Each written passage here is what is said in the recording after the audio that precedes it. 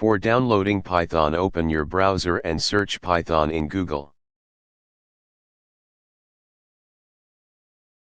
Then click on the first link. If you want to download free, click on the community. Now your download must start. Pause the video and wait for downloading finish. Now Python is downloaded. Locate the downloaded file, then run it.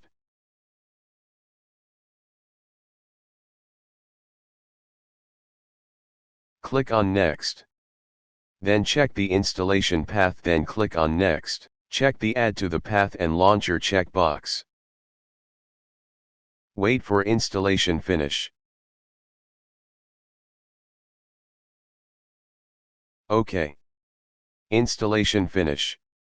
You need to restart your PC. Thanks for watching.